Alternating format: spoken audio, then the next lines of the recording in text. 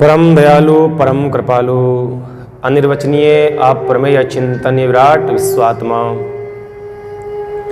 सतचित आनंद के स्वरूप करुणा वृणालय भक्त वांछा कल्पतरु परम पिता परमात्मा के पावन चरणों में कोटि कोटि प्रणाम करते हैं। रामस्नेही संप्रदाय शाहपुरा पीठ के आदि आचार्य तपैपुतात्मा ब्रह्मनिष्ठ चरित सम्राट युग पुरुष स्वामी जी श्री 1008 श्री रामचरण जी महाराज के पावन चरणों में प्रणाम।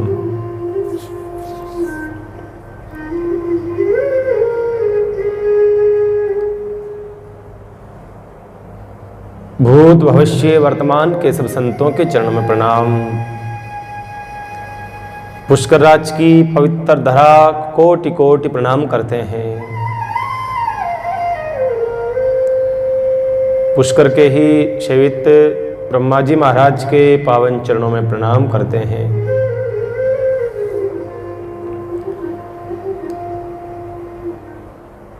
विराजमान सभी राम कथा रस रसानुरागी मुमुक्षुजनों, माताओं, बहनों, भाइयों, तारों की तरह टिमटिमाते हुए बालक बालिकाओं, दूर संचार के माध्यम से अपने घरों में बैठ करके सुन रहे सभी श्रोताओं के हृदय में विराजमान भगवान की झांकी को कोटि कोटि प्रणाम करते हैं। आइए पिछले कई दिनों से हम लोगों ने भागवत सप्ताह कथा का आनंद लिया, हमने कथा सुनी। भागवत एक समुद्र है,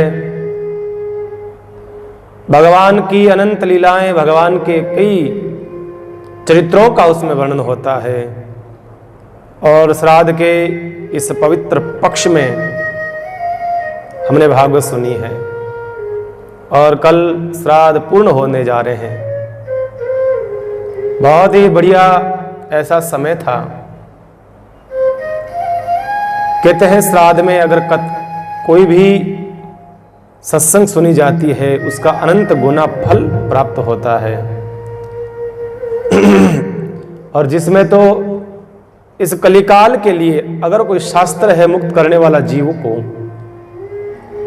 तो वो भागवत कथा है। भागवत कथा में कई लोगों ने यजमान बन करके अपने जीवन को धन्य बनाया था। ऐसी सुंदर भागवत सप्ताह कथा पुष्कर की धरती पर आनंद निकेतन आश्रम में हुई। अब बहुत आनंद आया। नाम ही आनंद निकेतन जहां है स्थान का।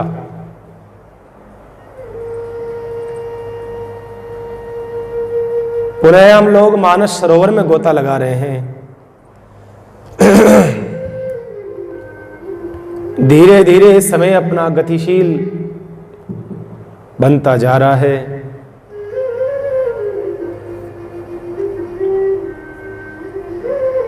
प्रयास कर रहे हैं मानस के जो विशेष चरित्र हैं हम लोग उनका थोड़ा सा विस्तार कर सकें। क्योंकि देखो बंधुओं, राम कथा, भागवत, शिव पुराण, मायरा, ये सारी कथाएं लगभग लोगों को प्रसंग सुने हुए हैं। लगभग प्रसंग आपको सुन रखे हैं आप लोग। लेकिन फिर भी राम कथा तो सबको याद है। कोई विशेष ऐसा नहीं है। भागवत तो समझ में आता है कि जगह जगह विषयांतर होता है, जगह जगह प्रसंगों में भेद हो जाता है, बदलाव आता है, तो सारे प्रसंग याद नहीं रह सकते हैं। लेकिन आप सब जानते हैं राम कथा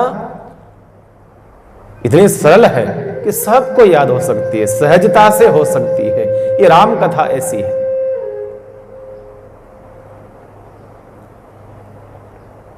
तो हम उन प्रसंगों को थोड़ा सा विस्तार करेंगे जो विशेष होते हैं।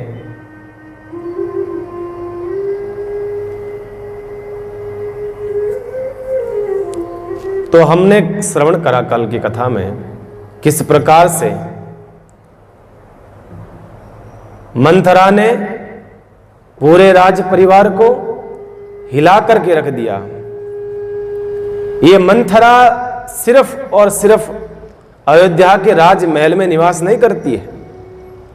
मंथरा का मतलब होता है लोभ,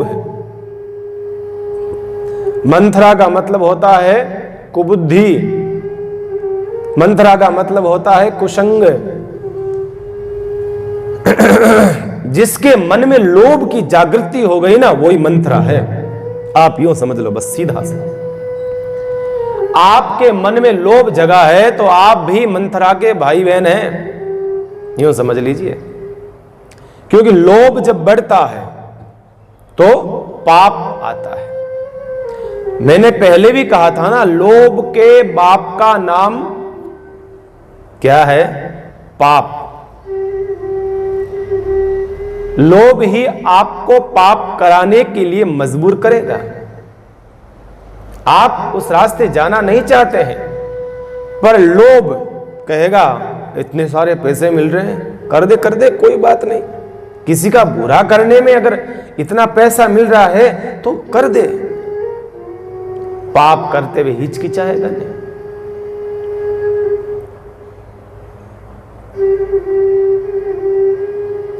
ध्यान रहे, जैसे जैसे महाराज चाह बढ़ती है ना, वैसे वैसे आदमी पाप मार्ग की ओर अग्रसर होता है।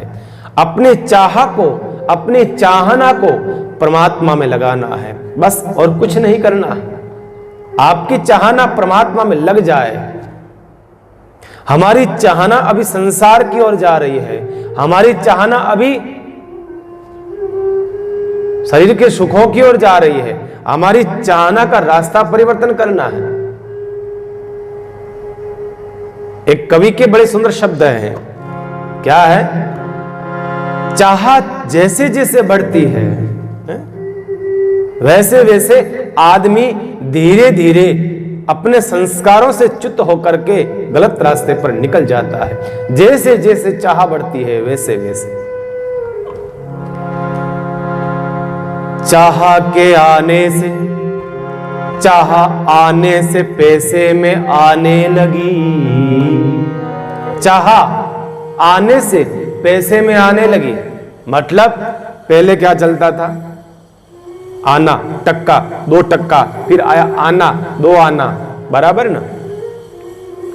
पहले टक्का चलते थे, फिर आना आया, फिर पैसा आया, है ना? तो धीरे धीरे टक्का जब खत्म हुआ तो धीरे धीरे उसकी जगह पैसा आना आने लगा। तो लोगों की इच्छा आने की तरफ होने लगी।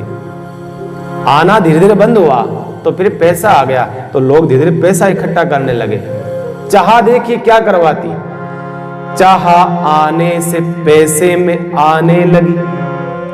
चाह पैसे से रुपया बनाने लगी। चाह धीरे धीरे आपके पैसे आए तो धीरे धीरे अब आपके रुपये बनने लगते हैं, पैसा बंद हो गया। चाह आने से पैसे में आने लगी। चाह पैसा रुपया बनाने लगी। चाह रुपये से बिल्डिंग बनाने लगी। अब धीरे धीरे पैसा आ गया तो सोचा अब थोड़ा घर बना लेते हैं। छोटा पड़ता है घर, थोड़ा बड़ा बिल्डिंग कोठी बना लेते हैं। देखिए चाह बढ़ती, जैसे जैसे पैसा आएगा आपकी चाह बढ़ती रहेगी, तो आपका पैसे रुपये से आपकी बिल्डिंग बनेगी।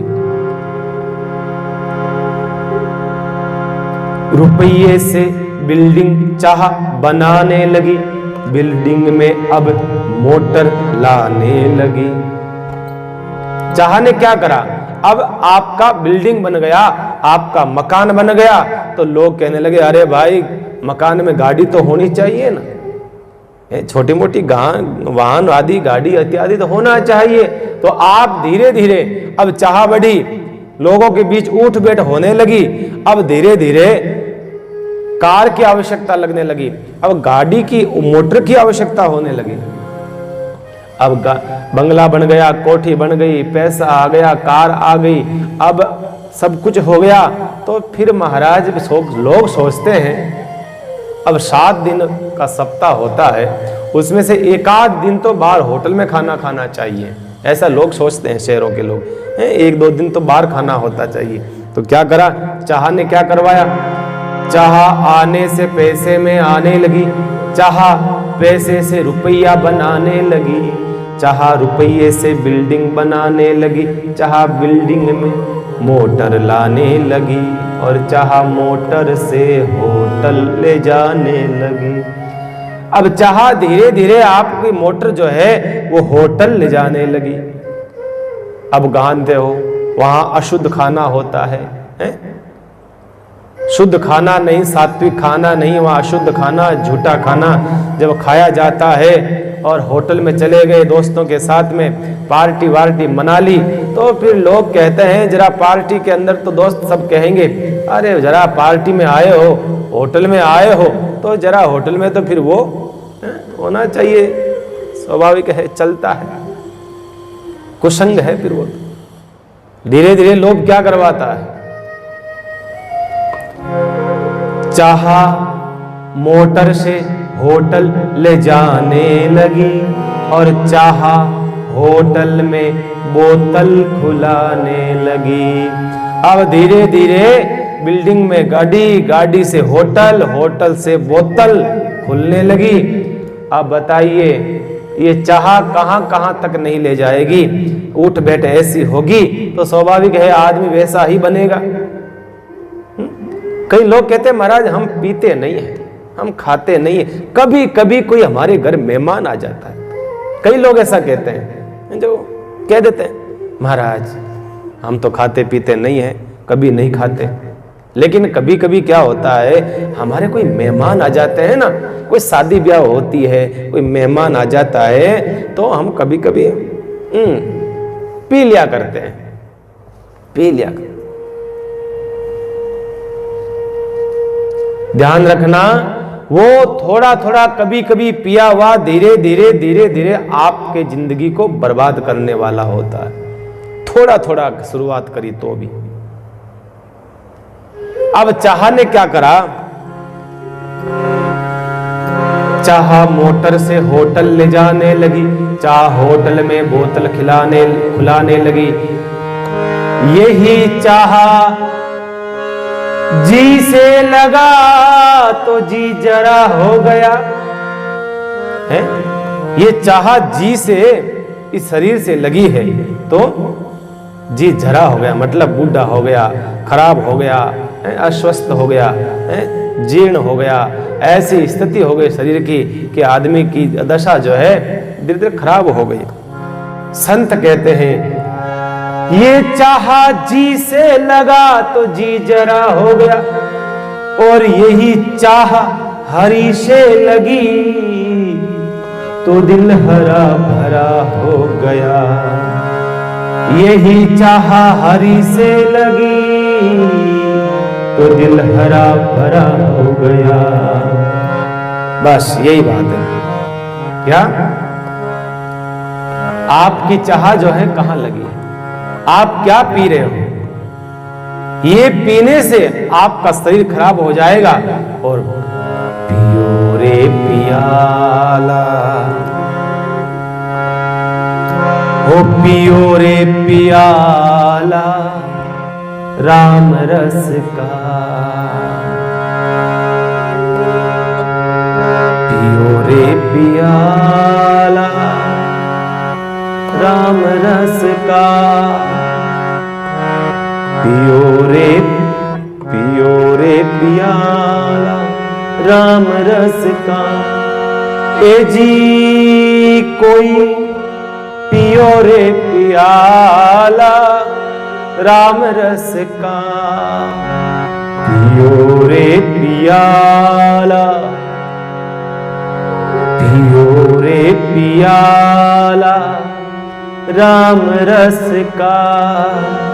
ए जी कोई पियो रे पियाला श्याम रस का, ए जी कोई पियो रे पियाला श्याम रस का। पीना ही है तो क्या पियो, राम रस का प्याला। तो ये कुसंग क्या क्या करवाता है मैं आपको बता रहा था। कुसंग से दूर रहो। आज कुसंग के कारण से भगवान राम को वनवास की यात्रा जानी पड़ रहा है। भगवान राम सीधा मां कौशल्या के पास में आते हैं, कौशल्या के पास में पधारते हैं।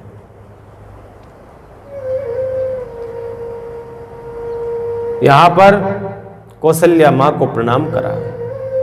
कौशल्या मां तो बड़ी खुश थी, मेरे राम राजा बनेगा, सीता मेरी बहू सीता रानी बनेगी। लेकिन उस भोली मां कौशल्या को क्या पता, आपके सारे सपने चकनाचूर होने वाले हैं। भोली मां ने सारी रात जग करके आज दर्जी से कपड़े नहीं सिलवाए। मेरा राम राजा बनेगा ना, आज मैं अपने हाथों से कपड़े बना करके पहनाऊंगी। सेवा, भगवान की सेवा, कैसा प्रेम है मां का, अद्भुत प्रेम है। मोहन भोग बनाया है, अपने हाथों से भगवान राम को खिलाऊंगी, क्योंकि यात्रा निकलेगी, सवेरे सवारी निकलेगी, समय बहुत लग जाएगा, भूखा रहेगा मेरा राम। मैं पहले कुछ मोहन भोग का भोग लगाऊंगी, अपने हाथ से कपड़े पहनाऊंगी, अपने हाथ से सीले। भगवान राम आए, प्रणाम करा, हिम्मत नहीं हो रही। आज मां की हिम्मत नहीं हो रही है कि भगवान राम की हिम्मत नहीं हो रही है कि मां को मैं बताऊं क्या करें। सीधा भगवान राम ने आकर के प्रणाम करा, कहा, मां ने प्रश्नों की जड़ी लगा दी। मां कहने लगी, अरे राम, इतना समय हो गया, तूने अभी तक तैयार नहीं हुआ? क्या तुम्हारे गुरुजी ने कल बताया नहीं, महाराज ने बताया नहीं कल कि तुम राजा बनने वाले हो आज, और तुम्हें जल्दी से तैयार होना चाहिए था? ये वो 17 बातें कह दी। आखिर में भगवान राम ने कह ही दिया, मां, भगवान राम है ना, देखिए भगवान राम क्या कहते हैं। भगवान राम कहते हैं, मां, आप तो अयोध्या की बात करते हो कि अयोध्या के राजा बनने वाला हूं। नहीं, मेरे मां ने, मेरे पिता ने मेरे ऊपर और बड़ी कृपा करी है। मुझे अयोध्या का राज्य नहीं, मुझे और बड़ा राज्य दे दिया है मेरे पिताजी ने। कौशल्या ने सोचा, हो सकता है अयोध्या के पास में और भी कुछ छोटे मोटे राज्य है ना, हो सकता है महाराज ने वो भी दे दिए होंगे, चारों भाइयों को बांट दिया होगा। कहा, कौन सा राज्य? कहा, मां, ये तो अयोध्या का छोटा सा राज्य है, मुझे तो पिताजी ने वनवास का राज्य दिया है और मैं 14 वर्ष के लिए वनवास जा रहा हूं। वहां पर ऋषियों से भेंट होगी, संतों के दर्शन होंगे, संतों की सेवा करूंगा, सारी बातें। जब ऐसा सुना मां ने, अब बताइए मां के साथ में क्या बीती। मां से भगवान ने कहा, मां, ये आपने जो वस्त्र बनाए हैं ना, ये वस्त्र अब 14 वर्ष के लिए रख दो आप। मोहन भोग अब आपका कड़वा हो चुका है, अब आप मुझे आशीर्वाद दीजिए। मां क्या बोल सकती है। मां ने कहा, अगर दशरथ जी महाराज तुम्हें वनवास भेजते अकेले तो मेरा अधिकार है, मैं दशरथ जी महाराज से कह बैठती, मैं पूछ सकती थी, महाराज ये बेटा मेरा भी है, आपका जितना अधिकार है ना उतना मेरा भी राम पर अधिकार है। आपने किस गलती की सजा के कारण से आपने राम को वनवास भेजा, मैं कह सकती थी, लेकिन नहीं बेटा, तुम्हारी मां कैकेयी ने भी इसमें कहा है तुम्हें वनवास जाना है तो जाओ बेटा, तुम्हारी मां का और पिता का दोनों का आदेश है तो जाकर के पालना करो। देखिए, नहीं तो झगड़ा कर सकती थी कौशल्या मां जाकर के आपको क्या अधिकार है, बेटा मेरा है। बेटा तो राम कौशल्या का है ना। चाहती मां तो कौशल्या कह सकती थी कैकेयी से, नहीं कैकेयी तुम्हारा क्या अधिकार है, ये मेरा पुत्र है, मैं चाहूं तो भेजूं, नहीं चाहूं तो नहीं भेज सकती। लेकिन मां ने, कौशल्या ने कहा, नहीं राम, तुम्हारी प्रसन्नता में ही हम सबकी प्रसन्नता है, मैं सहन कर लूंगी, कोई बात नहीं, लेकिन अपने पिता के वचनों को मत तोड़ना, बस हमारी रघुकुल परंपरा को मत तोड़ना, बस प्राण चले जाए मंजूर है, पर वचन नहीं जाने चाहिए महाराज के। ऐसे करके आंखों में आंसू तो आ ही जाते हैं। रोने लगी माँ सीता आती है। सीता आई, भगवान ने उपदेश दिया मैया सीता को कुछ स्त्री धर्म के बारे में, कहा कि आप यहाँ रहो, माँ की सेवा करना, पिता की सेवा करना आदि सारी बातें, ज्ञान की बातें सुनाई जाती है। सीता मैया कुछ नहीं बोलती है, नीचा मुँह करके खड़ी रहती है। अंत में माँ को प्रणाम करके, भगवान राम को प्रणाम करके कहा, अगर आप कहें तो मैं आपको कुछ कहना चाहती हूँ। भगवान ने कहा बोलो। सीता मैया ने कहा, मेरे माँ बाप ने, मेरे घर परिवार ने एक ही संस्कार मुझे दिया है कि पति का संग मत छोड़ना, पति का साथ मत छोड़ना।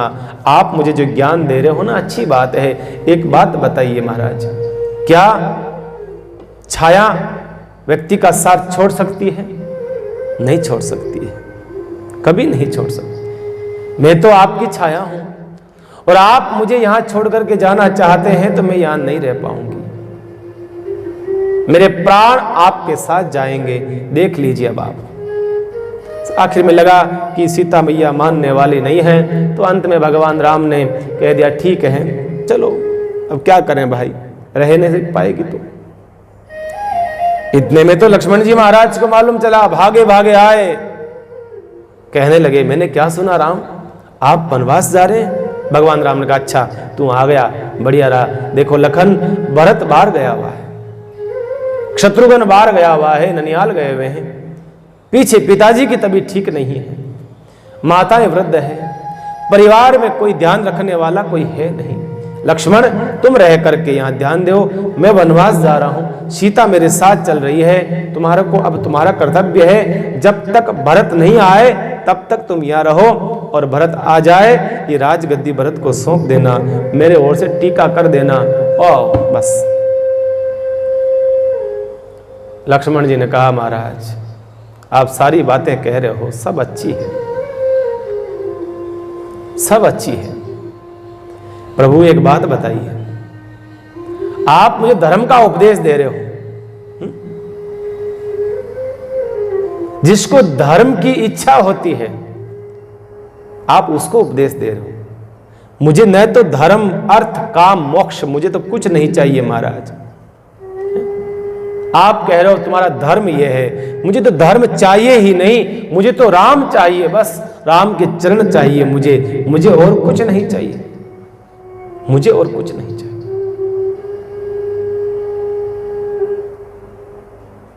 जो राम से एक पल दूर नहीं हुए, एक पल दूर नहीं। राम के जन्मते से ही दोनों छोटे भाई जब थे साथ में सोते थे, और भगवान राम का जो सीधा अंगूठा है पैर का, उस अंगूठे को जो चूस करके बड़े हुए हैं, पीते थे, बताइए, अपने मुंह में रखते थे। छोटे छोटे बच्चे होते हैं ना, हाथ का अंगूठा मुंह में रखते हैं, कोई पैर का अंगूठा मुंह में रखते हैं। लक्ष्मण जी अपने अंगूठे मुंह में नहीं रखते थे, वो भगवान राम का अंगूठा मुख में रखते थे। भगवान से कहा प्रभु मैं तो आपके चरणों से बड़ा हुआ हूं, मैं तो आपके चरणों से बड़ा हुआ।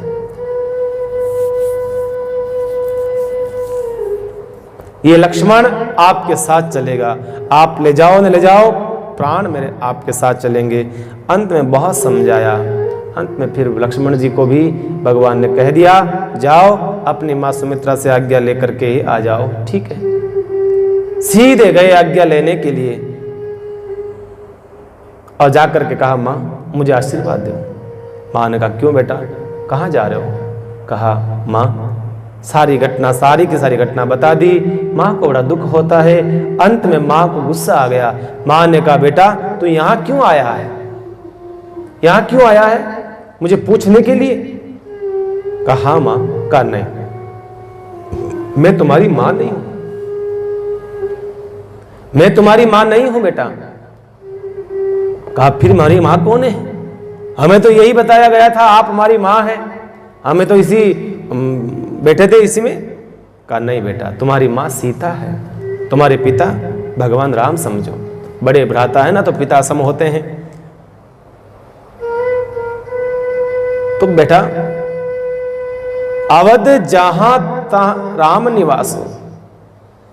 अवध तहाँ जहां राम निवास हो, वही अयोध्या है जहां भगवान राम का निवास स्थान है, वो अयोध्या है। तहाँ दिवस जहां भानु प्रकाश हो, वहां ही दिन है जहां सूर्य प्रकाश करता हो।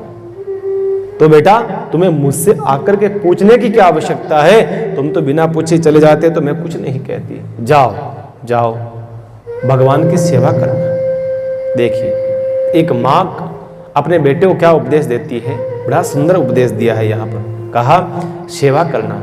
राम ने कहा लखन तुम्हारे ही कारण से भगवान राम वनवास जा रहे हैं। भगवान राम को वनवास का कारण तू है। लक्ष्मण जी ने कहा मां कैसी बात करते हो आप, मैं और भगवान राम को वनवास दिलाऊंगा? कहा हाँ तू है। कहा क्यों मां? मां सुमित्रा ने कहा बेटा लखन तू क्या है? कहा शेषनाग। और धरती किस पे टिकी हुई है? कहा मेरे ऊपर। तो बेटा तेरे को धरती भारी कब लगती है? कहा बहुत ज्यादा राक्षस हो जाते हैं ना, राक्षस आतताई हो जाते हैं, दुष्टता करते हैं, संतों को परेशान करते हैं, तब धरती मुझे भारी लगती है। तो बेटा मैं यही कहना चाहती हूं इस धरती पर भार बहुत बढ़ गया है, तेरे पर भार ज्यादा हो गया है। भगवान सोच रहे हैं मेरे लखन लाल को भार लग रहा होगा, धरती को मैं थोड़ी खाली कर दूं राक्षसों से, इसलिए वो वनवास का बहाना बना करके जा रहे हैं बेटा, वनवास का बहाना बना करके। और बेटा ध्यान रखना, ध्यान रखना, वनवास जा रहा है ना 14 साल तक, मन में लोभ काम क्रोध मद मत लेकर के आना बेटा, ध्यान रखना, ध्यान रखना। 14 साल तक मन में किसी प्रकार का छल कपट लोभ लालच नहीं आना चाहिए किसी प्रकार का। और तो और बेटा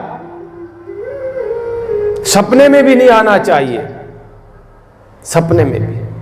लखन जी ने कहा मां ये तो कैसे होगा, आपने कह दिया ये सब मत करना, तो ठीक है मैं बिल्कुल नहीं करूंगा। और मां मैं सो गया तो, और सपना मुझे आ गया तो, और सपने में ये सब चीजें मेरे विकार आ गया तो क्या करूंगा? मां ने कहा मैं कुछ नहीं जानती, सपने में भी ऐसा कुछ नहीं होना चाहिए। लखन जी ने कह दिया मां आपने जो कहा है ना सत्य होगा, आप चिंता न करें, आपका बेटा लखन सपना आएगा कब? जब नींद आएगी, और नींद ही नहीं लेऊंगा तो सपना कहां से आएगा? आज से आपका बेटा लखन आपके सामने सौगंध खाता है, जब तक 14 साल पूर्ण होकर के मैं आपको प्रणाम नहीं कर दूं तब तक आपका बेटा लखन नींद नहीं लेगा, 14 साल तक निद्रा नहीं लेगा। निद्रा का मैं त्याग करता हूं मां, निद्रा का मैं त्याग करता हूं। कठोर प्रतिज्ञा। काम को क्रोध को मद को लोभ को रोका जा सकता है बंधुओं, रोका जा सकता है। इन सब चीजों को विकारों को रोकने की क्षमता इंसान में है, पर नींद को कोई रोक नहीं सकता। जब व्यक्ति को नींद आती है ना तो वो नहीं देखता है कि बिस्तर कैसा है, वो नहीं देखता है कि स्थान कैसा है, इतनी भयंकर नींद आती है तो फिर उसको लेनी पड़ती। और लखन जी ने 14 साल तक कहते हैं नींद नहीं ली। क्यों? क्योंकि भगवान की सेवा में कुछ कमी नहीं रह जाती। और लखन जी सीधे प्रणाम करके मां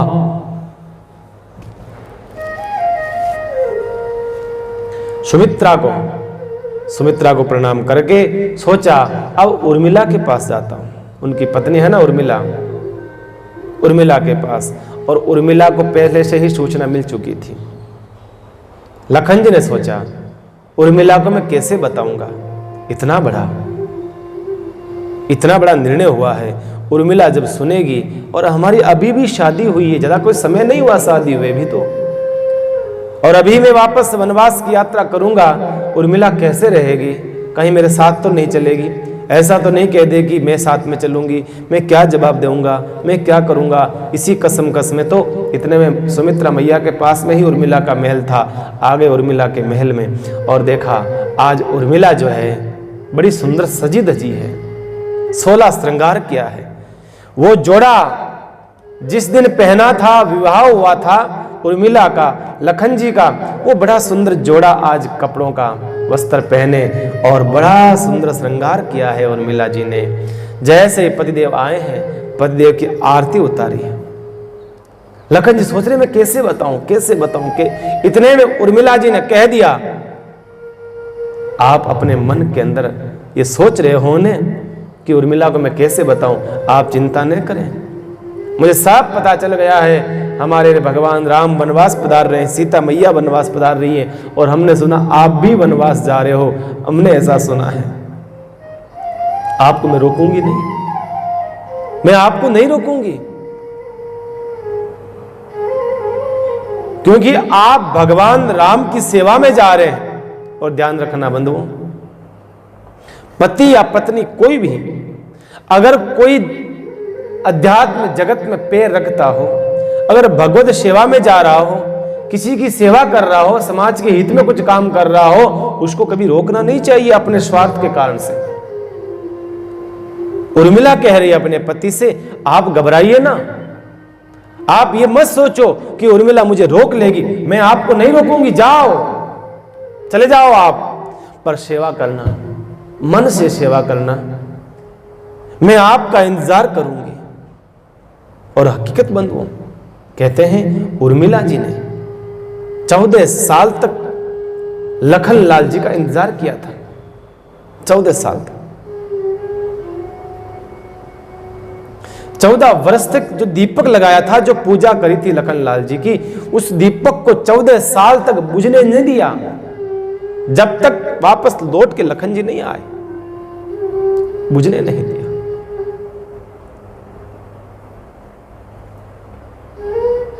और जब उर्मिला जी ने कहा 14 साल तक लखन लाल जी की वनवास काल के अंदर कौन करता था सहायता? उर्मिला थी। उर्मिला का पातिव्रत धर्म इतना मजबूत था। देखिए,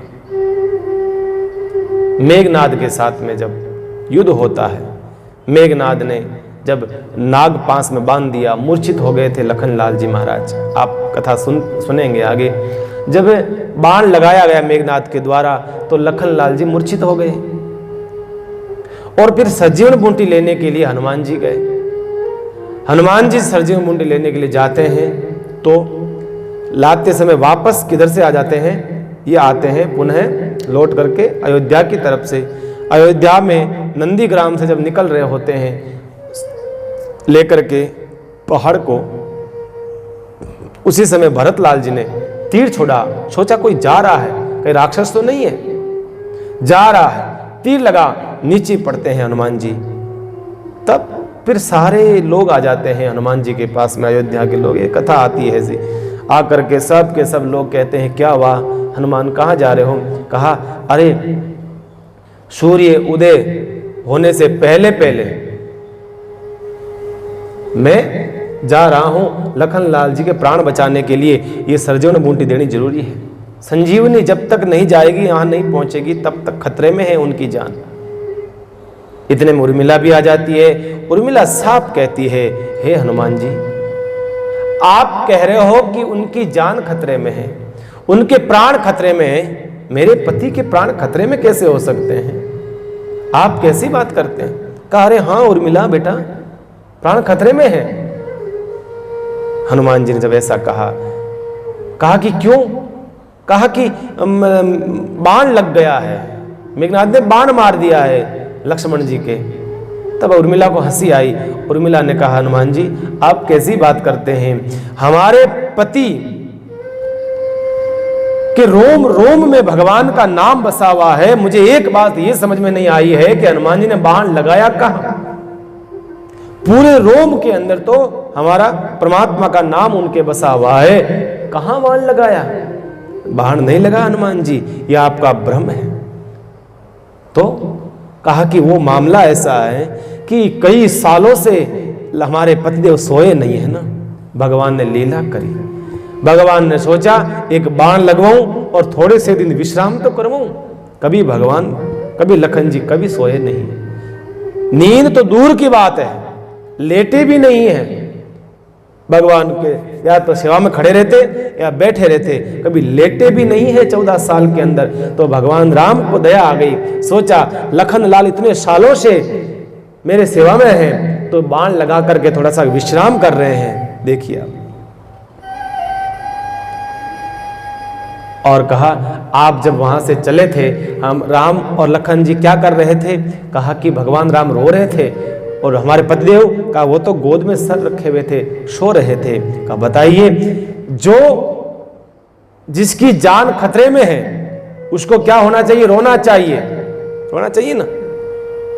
अब बताइए, जिसकी जान खतरे में है वो तो आराम से सोया हुआ है और भगवान रो रहे हैं। देखिए, अगर भगवान जग रहा है तो फिर क्या चिंता है? भगवान जिसकी चिंता करता हो उसको खुद को फिर चिंता करने की जरूरत नहीं पड़ती है।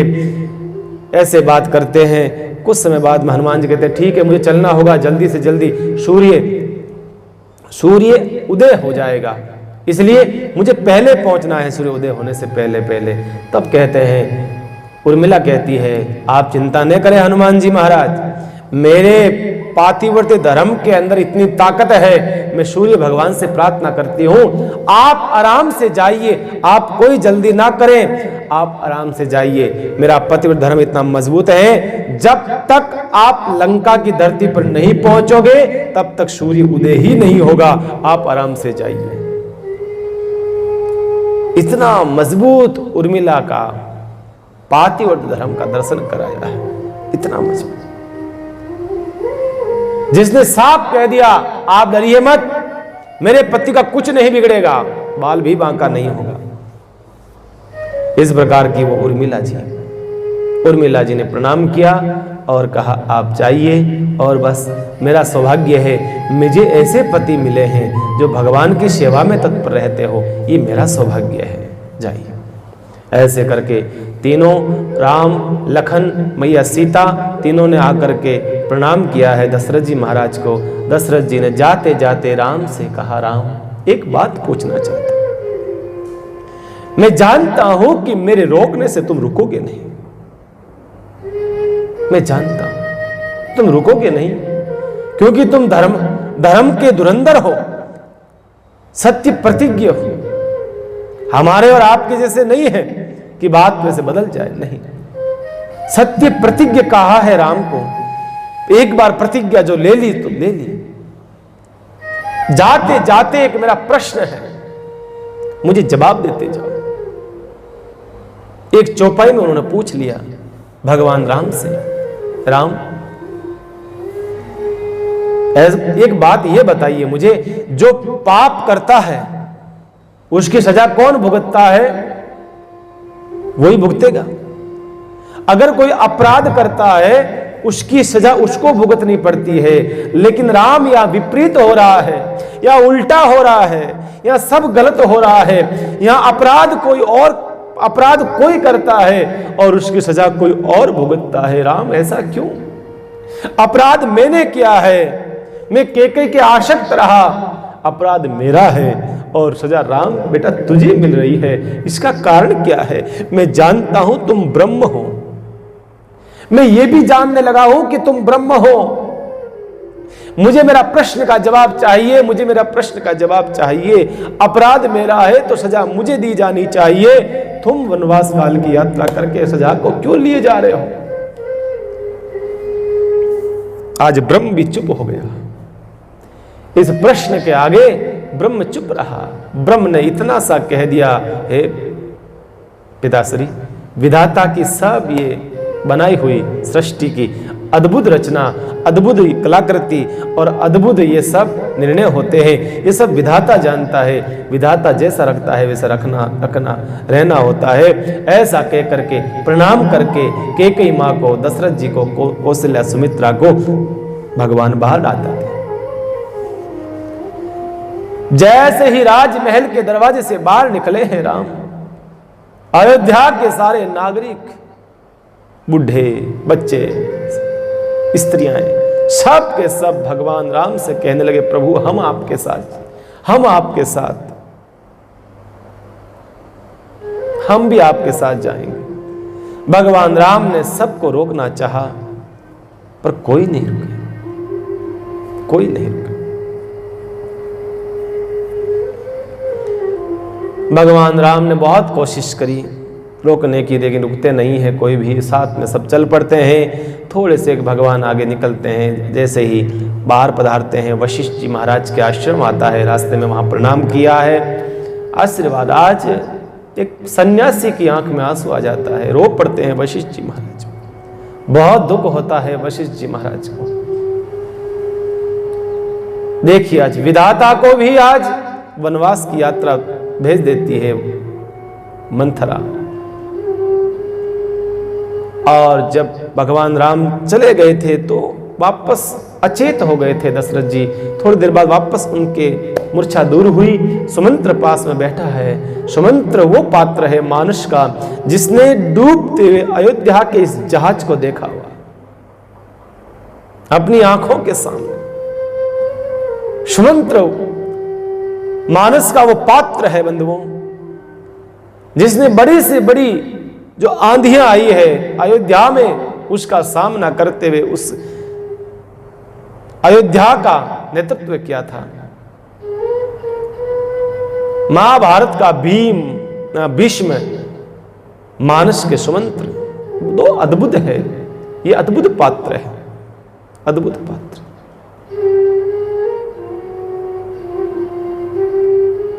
सुमंत्र से कहा दशरथ जी ने, सुमंत्र राम कहां है? कहा गए महाराज, चले गए। सीता वो भी चली गई, लखन चला गया, तीनों चले गए। सुमंत्र, लगता है इन तीनों के बगैर अब मेरे प्राण नहीं रहेंगे। एक काम करो, लेकर के रथ को जाओ और बाहर कुछ दूरी पर, अयोध्या से बाहर कुछ जंगल में तीनों को घुमा करके वापस लेकर के आ जाओ। कह दो पूरा हो गया 14 साल, वापस लेकर के आ जाओ, मैं रह नहीं पाऊंगा।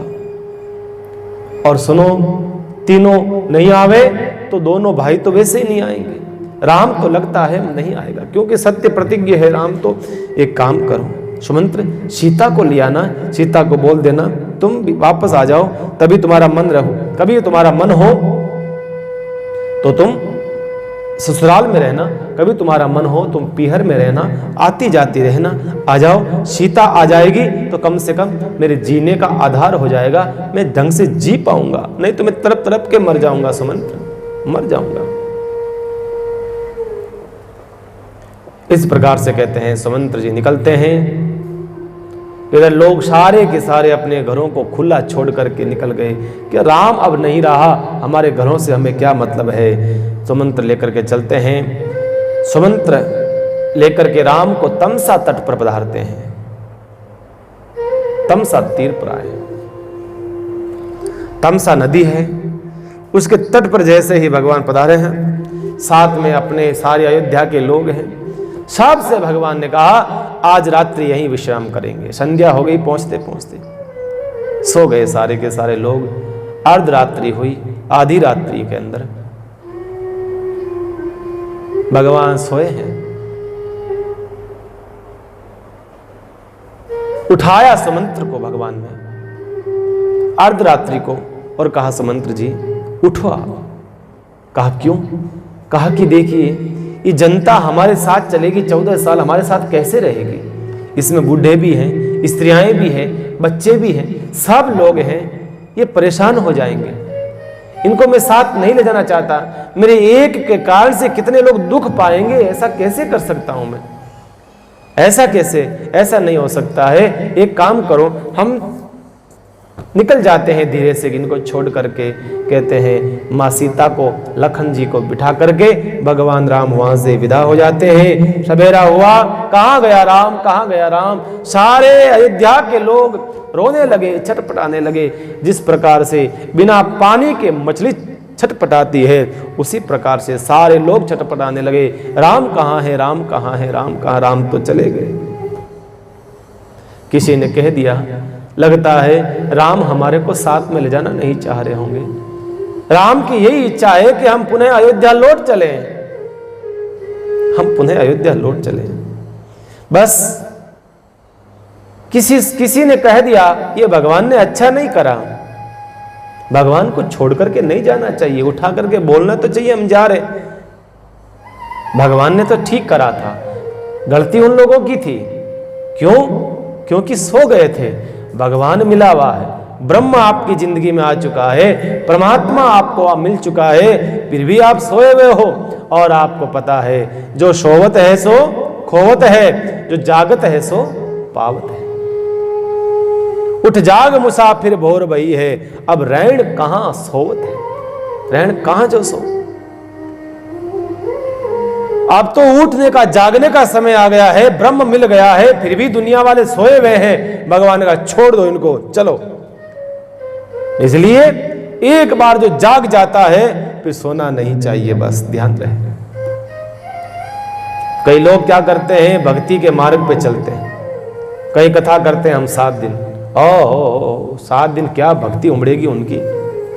महाराज संसार नश्वर है, संसार असार है, महाराज सागे की नहीं चाल बाड़ो है, कहीं बेराग उठी महाराज। 7 दिन तक ऐसा लगेगा कि बस पूरे के पूरे बेरागी बन गए। और वापस फिर वो कथा सुनी, 7 दिन के बाद वापस पूरे के पूरे बेराग ठंडा हो जाएगा। ऐसा होता है। आपको कुछ मिल गया है ना, अध्यात्म पथ मिल गया है ना, फिर आपको सोना नहीं चाहिए। ये गलती कभी नहीं करनी चाहिए बंधुओं, गलती नहीं होनी चाहिए। जाग गया है तो फिर उठ, जाग और भाग। कहां? संसार से भाग। संसार से भागने का मतलब अब संसार के अंदर फंसना नहीं है, संसार में रहना है, पर संसार आप में नहीं रहना है। बस आप संसार में रहो पर संसार आप में ना रहे, ये ध्यान रहे। बस लोगों ने यही गलती करी। आगे भगवान पधारे, लोग सारे अयोध्या लौट आए, सब ने नियम बना लिया, भाई मैं तो धरती पे सोऊंगा। सब ने, जब तक हमारे ब्रह्म राम परमात्मा नहीं आएंगे तब तक हम ऐसा रहेंगे। किसी ने कहा मैं चप्पल नहीं पहनूंगा, किसी ने कहा मैं भोजन नहीं करूंगा, किसी ने कहा मैं धरती पे सोऊंगा, किसी ने कहा मैं पानी पीऊंगा, 14 साल तक रहूंगा। सब ने अपना अपना संयमित जीवन बना लिया। और ऐसा कहते हैं भक्तों, अयोध्या के लोगों ने इतना संयमित जीवन बना लिया, इतना संयमित जीवन बना लिया कि कोई बच्चा एक भी पैदा नहीं हुआ। कई मानसकार ऐसा कहते हैं 14 साल तक एक भी बच्चा पैदा नहीं हुआ, इतने संयमित तरीके से। और भगवान का जाप, भगवान का भजन लोग करने लगे। बस ऐसा जीवन हो गया अयोध्या के लोगों का।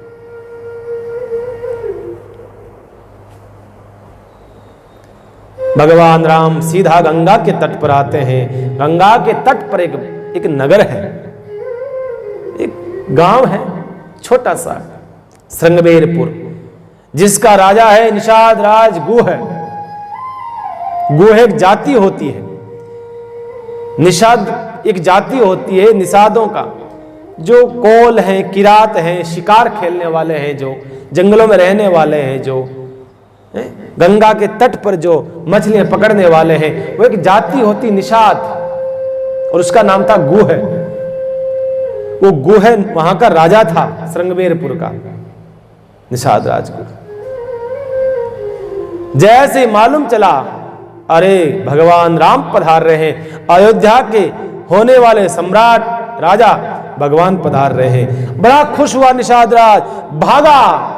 भगवान भी कहते हैं पधार रहे थे उसके अंदर, रथ में बैठे श्रृंगेरपुर में जैसे आए, गंगा का तट आया, भगवान उतरते हैं, निषाद राज से भेंट होती है, बड़ा खुश होता है निषाद राज। पधारिए पधारिए भगवान, आपने तो हमारे नगर को धन्य कर दिया, प्रभु आप तो बड़े कृपालु हैं। गुह ने कहा महाराज पधारिए, हमारे नगर में पधारिए आप तो। जब नगर का कहा तो हंसी आ गई। किसको? लखन जी को। लखन जी ने कहा है क्या बात कर रहा है, कौन सा नगर? का वो रहा सामने, वो झोपड़ियों वाला नगर, एक भी पक्का मकान नहीं, जहां पर एक भी ढंग का मकान नहीं, घास फूस से बनी हुई झोपड़ियां हैं, उसको तू कह रहा है नगर? कहा लखन जी आपको गुस्सा बहुत आता है, आप जरा कूल रहा करा करो। कहा और नहीं तो क्या, तू इसको नगर कैसे बोल रहा है? नगर तो हमारा है अयोध्या। कहा नहीं महाराज, ये नगर नहीं है, ये महानगर पालिका है महाराज। आप नगर की बात करते हो, ये महानगर पालिका है और यहाँ का मेयर मैं हूं। मेयर मैं निषाद राज गुह है, यहाँ का मेयर हूं। लखन जी ने कहा, गुस्सा आ गया, कब पागल हो गया तू? ये कहां से महानगर पालिका हो गई? बता, कौन सी सरकार ने इसको मान्यता दी? ऐसी कौन सी सरकार है जहां महानगर की मान्यता मिल गई? कहा महाराज, एक सरकार है जिसने मान्यता दी। नाम तो बता उस सरकार का। कहा एक सरकार है सुमित्रा मैया। मेरी मां ने? कहा आपकी मां ने। मेरी मां ने कब कहा? याद करो लखन जी, कल जब आप वनवास में निकलने वाले थे ना, तब आपकी मां ने क्या कहा? कहा क्या कहा? कहा अवध तहां जहां राम निवासु, अयोध्या वही है जहां भगवान राम का निवास है। अब आपका अयोध्या अयोध्या नहीं रहा, वो तो महाराज झोपड़पट्टी वाला छोटा सा गांव बन गया है। अब जहां हमारे परमात्मा पधार जाते हैं ना, वो नगर नहीं महानगर होता है अब हमारी अयोध्या। लखन जी ने कहा ठीक है, बात तो सही है भाई, बात तो गलत नहीं है। शाम का समय हुआ, गंगा के तट पर भगवान विराजमान है और कहते हैं लोग जो जंगलों में गए हुए थे, निषाद जाति के लोग तो जंगलों में जाते हैं, शिकार लेकर के आते हैं, कोई मांस लेकर के आता, कोई हिरण मार करके, कोई खरगोश मार करके लाता है, कोई मछलियां पकड़ के लाता है, कोई फल फूल लेकर के आते हैं। और शाम का भोजन उनका तो वही है, उन लोगों का तो वही खाते हैं बस।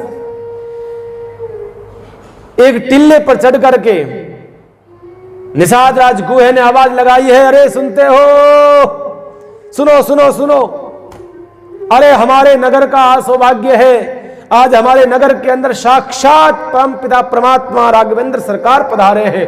अपने अपने घर कोई मत जाना, अपने अपने घरों में मत जाना। फिर आ जाओ सब भगवान के दर्शन करने के लिए, खाली हाथ मत आना, कुछ न कुछ भेंट लेते आना। और सीधे लोग भागे, भगवान के चरणों में आए और जो जो हाथ में था जैसा था, कोई खरगोश लाया तो खरगोश चढ़ा दिया, हिरण लाए तो हिरण चढ़ा दिया, कोई फूल लाए, पत्ते लाए, फल लाए, जैसा हाथ में था मेले कुचेले वो लोग जो जो भेंट लाए थे सब भगवान के चरणों में रख रहे हैं। हे परमात्मा, हमारे पास में तो और कुछ नहीं है, हमारे पास में तो यही है। ऐसा कहते हैं भगवान के पास में कभी खाली हाथ नहीं आना चाहिए, बस यही हमारे पास में है। भगवान लखन से अगर लखन देखा भोले भाले लोगों का जीवन कैसा है, कैसे लोग हैं लखन, कैसा जीवन है इनका, कैसा पवित्र जीवन है। बाहर से मेले कुचेले रहते हैं, बाहर से शरीर गंदा दिखता है, अंदर से कितने अच्छे हैं। इनके पास में जो कुछ है बस भगवान के चरणों में डाल देते हैं। देखो बंधुओं, भगवान को उत्तमोत्तम वस्तु दो। आपके घर में जो सबसे उत्तम वस्तु है ना, वो भगवान के चरणों में भेंट कर दो बस, तब आशीर्वाद मिलेगा किसी संत का, ब्राह्मण का। भगवान प्रसन्न होना चाहिए।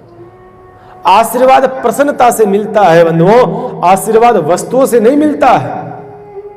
आशीर्वाद वस्तुओं से मिलता है, वस्तुओं से कभी नहीं मिलता है। आशीर्वाद मिलता है प्रसन्नता से। प्रसन्नता कब होगी?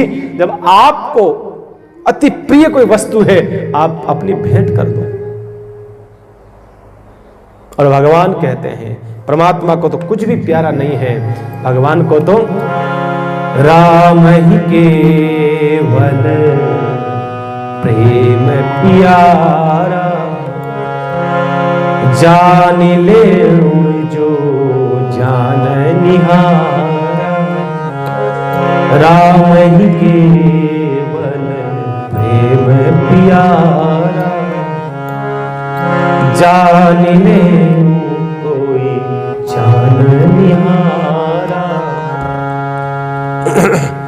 राम ही केवल प्रेम प्यारा। भगवान को प्रेम के अलावा कुछ भी प्यारा नहीं है। बस आप भगवान से प्रेम करो। आपके पास कोई वस्तु नहीं होना तो भी कोई बात नहीं, पर कपट मन में नहीं होना चाहिए। आज वो लोग जो है भोले भाले लोग, कोठी में बंगलों में रहने वाले लोग दिखते बहुत बाहर से सुंदर हैं, अंदर इतना ही कपट भरा पड़ा है, और ये लोग दिखते बाहर से मेले कुचेले हैं, अंदर से बड़े शुद्ध पवित्र हृदय वाले हैं। अपने आप को कर दिया समर्पण, हम जैसे हैं, हमारे पास में जो कुछ भी है, जो कुछ भी है आपके चरणों में भेंट, हम खुद भेंट ला ला करके छोटे छोटे बच्चों को भेंट कर रहे हैं। ये भगवान आपके चरणों में, आप हमारे साथ रहना, हम आपकी सेवा करेंगे, हम आपको फल ला के खिलाएंगे, हम आपकी कुटिया बनाएंगे, हम आपके चरण दबाएंगे, हम आपको स्नान कराएंगे, हम आपका ख्याल रखेंगे, आप चिंता नहीं करना। हम हमारे बच्चों का ख्याल बाद में रखेंगे, हम आपका ख्याल रखेंगे। सीता मैया से औरतें कहती है, सब लोग कहते हैं आप चिंता मत करना, हम बहुत ख्याल रखेंगे आप। भगवान के लखन, कितने गजब के लोग हैं लखन, ये लोग देख कितना चाहने वाले हैं।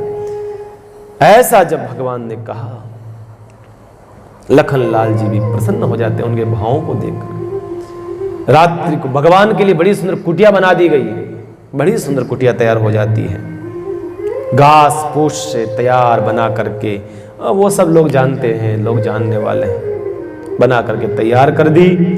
रात्रि को भगवान विश्राम करते हैं उस कुटिया के अंदर, झोपड़ी में। निषाद राज लक्ष्मण जी में कुछ चर्चा होती है। निषाद राज ने सारे के सारे निषाद जाति के लोगों से कह दिया, भगवान की ध्यान रखना, भगवान का ध्यान रखना, मतलब कोई हिंसक पशु नहीं आ पाए, चारों तरफ झोपड़ी को घेर लो। अब बताइए, निषाद राज की बात समझ में नहीं आती है। जिस जंगल में ऐसे लोग रहते हैं, निषाद जाति के जो लोग जिनसे डरते हैं, हिंसक जीव डरते हैं जिनसे, उसके पास में वहां कैसे हिंसक लोग आएंगे? पर ये निषाद की चाल थी, इसलिए कहा निषाद राज ने लोगों से कहा ध्यान रखना, भगवान को घेर लेना, कहीं ऐसा नहीं हो जाए अयोध्या वालों को छोड़ करके जैसे गए हैं ना भगवान, चुपके से कहीं हमें छोड़ के ना चला जाए। इस बहाने से कह दिया घेर लेना भगवान को, सब जाने मत देना, पहरा रखना, रात भर पहरा। लोग सब सारी रात तीर धनुष बाण लेकर के खड़े रहते हैं भगवान का पहरा रखने के लिए। फिर निषाद राज के लक्ष्मण जी में कुछ संवाद होता है, लक्ष्मण गीता कहा जाती है, वो कुछ चर्चा होती है। इस चर्चा का विषय हम कल के प्रसंग में लेंगे। आइए आज का विषय